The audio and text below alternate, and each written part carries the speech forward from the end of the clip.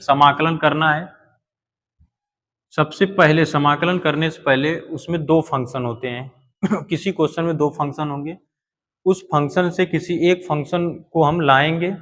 जैसे यहाँ पर यक्स क्यूब माइनस वन है, ठीक है, इसको हम मान लेंगे कि माना यहाँ से हो जाएगा यक्स क्यूब माइनस वन बराबर, इसको मान लेते हैं टी। इसका हम लोग करेंगे अवकलन। अवकलन करने के बाद D d x of x cube minus में वन, और यहाँ से हो जाएगा डी टी अपान में डी एक्स, ठीक है। यहाँ से इसका अवकलन करेंगे तो 3x स्क्वायर हो जाएगा, वन का जो अवकलन होता है वो 0 होगा, और इस dx का यहाँ पर गुणा कर लेते हैं, ये हो जाएगा dt। यक्स स्क्वायर dx बराबर ये हो जाएगा 1/3 dt। इस 3 को अगर उधर ट्रांसफर करते हैं तो 1 कितना हो जाएगा 3 यहाँ पे वैल्यू पुट करते हैं। अगर इसको एक लाइन और लिखें तो हम लिख सकते हैं integration x cube minus one के पावर में 1/3 इंटू, यहाँ पर लिख सकते हैं x cube into x square D x, ठीक है। यहाँ पे वैल्यू पुट करते हैं तो यहाँ से हो जाएगा integration sign x cube minus one की वैल्यू यहाँ पर हम माने हैं क्या टी, तो टी के पावर में हो जाएगा 1/3। उसके बाद यक्स घाते कितना है 3 है। अगर इसको ट्रांसफर करके यक्स घाते 3 का मान निकालें तो इस 1 को इधर ट्रांसफर करेंगे तो कितना होगा t प्लस में 1, यहाँ पर लिख लेंगे t प्लस में 1 इंटू, यहाँ से यक्स स्क्वायर और dx है तो यक्स स्क्वायर dx के स्थान पे हम लिख सकते हैं 1/3 dt, यहाँ से हो जाएगा 1/3 और dt। 1/3 यहाँ से कांस्टेंट वैल्यू है तो इसको बाहर कर देंगे, उसका समाकलन नहीं होगा, 1 कितना हो जाएगा 3, t के पावर में 1/3 का इसमें गुणा करेंगे तो ये हो जाएगा t इंटू में t के घाते 1/3 प्लस t के घाते 1/3, और ये हो जाएगा dt। यहाँ से हो जाएगा 1/3, यहाँ से समाकलन करेंगे तो ये हो जाएगा, अगर यहाँ पे पावर 1 आता है तो इसकी वैल्यू कितना होगी t के पावर में 1 इंटू टी के पावर 1/3। जब बेस जो होता है समान होता है तो पावर जो होता है वो ऐड हो जाएगा, तो t के पावर में 1 प्लस कितना हो जाएगा 1/3, 3 एक कम 3, 3 प्लस 1 कितना हो जाएगा 4, 4/3, यहाँ से हो जाएगा t के पावर में 4/3 और dt प्लस यहाँ से हो जाएगा t के पावर 1/3 dt, ठीक है। अब यहाँ से हम समाकलन करेंगे तो 1/3 होगा इसका समाकलन।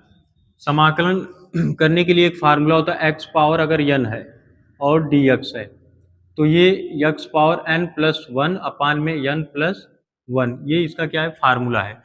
तो सेम उसी तरह ये है तो t के पावर में कितना हो जाएगा 4/3 प्लस में 1 लिख लेंगे, 4/3 प्लस में 1, ठीक है। यहाँ पर n था, n के स्थान पर यहाँ 4/3 है, प्लस करेंगे सेम उसी तरह इसको भी क्या करेंगे सॉल्व करेंगे तो t के पावर में हो जाएगा 1/3 प्लस में 1, ये हो जाएगा 1/3 प्लस में 1 और प्लस करके क्या हो जाएगा c। फिर उसके बाद यहाँ पे सॉल्व करें तो ये हो जाएगा 1/3 ब्रैकेट में, ये इसको सॉल्व करें 3 एक कम 3, 4 3 कितना हो जाएगा 7, t के पावर में 7/3, यहाँ भी आ जाएगा 7/3 प्लस यहाँ से हो जाएगा 3 एक कम 3 एक 4, t के घाते 4/3, यहाँ भी हो जाएगा 4/3 प्लस में क्या हो जाएगा c, यहाँ पे होगा 1/3, इसको हम लोग लिख सकते हैं 3/7, t का मान यहाँ से रख सकते हैं, यक्स घाते कितना है 3 माइनस में 1, उसके घात में कितना है 7/3, प्लस करेंगे तो ये 3 कितना आएगा 4, इसके घात में कितना है तो t का मान x क्यूब माइनस में 1, इसके घात में 4/3 प्लस करके लिखेंगे c, ये हो जाएगा 1/3। अगर यहाँ से 3 कॉमन करें तो ब्रैकेट में क्या आएगा 1/7 यक्स घाते 3 माइनस में 1 होल पावर में 7/3 प्लस कितना हो जाएगा यहाँ से 1/4 कोष्टक में यक्स क्यूब माइनस 1 इसके पावर में होगा 4/3 प्लस में सी।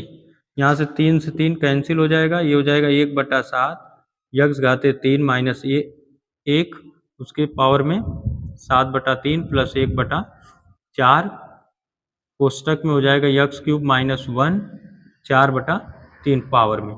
ठीक है, ये हो जाएगा क्वेश्चन नंबर 12। इस तरह सॉल्व कर सकते हैं। उसके बाद यहाँ से 13वां क्वेश्चन है। यहाँ पर दिया है कि इंटीग्रेशन करना है x² अपान 2 प्लस 3x के पावर में 3, उसका होल पावर जो है वो 3 है। ठीक है, इसको सॉल्व करना है।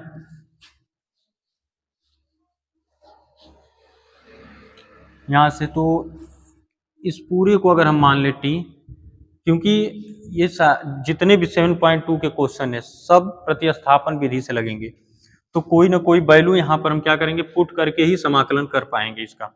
यहाँ से मान लेते हैं, माना 2 प्लस कितना हो जाएगा 3x घाते 3 बराबर t, इतना मान लेते हैं। मतलब कि t के स्थान पर 2 प्लस 3x क्यूब प्रतिस्थापित करेंगे। ठीक है, जब सॉल्व होने के बाद यहाँ से इसका अवकलन करेंगे तो D d x of 2 plus में कितना हो जाएगा 3x cube D t upon में डी एक्स। इसका अवकलन करेंगे कितना होगा 9x स्क्वायर। अवकलन होता है अगर x पावर n का अवकलन हम लोग करते हैं तो ये आता है n x पावर में n माइनस में 1। तो उसी तरह यहाँ पर x क्यूब का करेंगे तो ये आएगा 3x के घाते 3 माइनस में 1, तो 3x घाते 2 आएगा। तो यहाँ पर पहले से 3 था तो 3 3 के 9 हो जाएगा x स्क्वायर, और ये dx इक्वल क्या हो जाएगा dt। इस 9 को उधर ट्रांसफर करते हैं तो x स्क्वायर dx बराबर हो जाएगा 1/9 dt। देखो ध्यान से, यहाँ से x स्क्वायर और dx है, x स्क्वायर और dx के स्थान पे हम लिख सकते हैं 1/9 dt। हो जाएगा इंटीग्रेशन 1/9 dt अपान में आएगा 2 प्लस 3 x घाते 3 का होल पावर 3 है। तो यहाँ पर 2 प्लस 3x घाते 3 है, इसको t ले लेते हैं, t के पावर में कितना हो जाएगा 3। 1/9 कांस्टेंट वैल्यू है, इसका इन्वर्स करेंगे t के घाते -3 आएगा dt। इसका समाकलन करेंगे तो 1/9 हो जाएगा, t के पावर -3 प्लस में 1/-3 प्लस में 1 प्लस c इक्वल हो जाएगा 1/9। t का मान यहाँ से रखते हैं तो कितना है 2 प्लस 3 x घाते 3, इसके घात में आएगा -3 में से 1 घटा देंगे तो -2, और अपान में क्या आएगा -3 प्लस 1 -2। इसको लिख सकते हैं -1/18 इंटू करके, ये इन्वर्स है तो इसको 1 यहाँ पर सी भी रहेगा, यहाँ पर इसको लिख सकते हैं इन्वर्स है तो अपान में लिखेंगे तो 2 प्लस 3x घाते 3 का होल स्क्वायर प्लस सी। ये हो जाएगा 13वां क्वेश्चन। उसके बाद अगला क्वेश्चन है 14।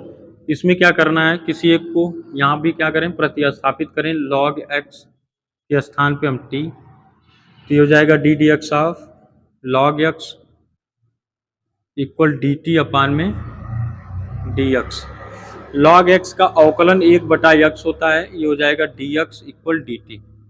अब देखो जहां पर भी 1/x रहेगा, यहाँ पर देखो 1/x dx है, 1/x dx के स्थान पे हम dt लिख सकते हैं। यहाँ पर लिख लेते हैं dt अपान में आएगा log x के पावर में m, तो log x का मान कितना है t, t के पावर में हो जाएगा m।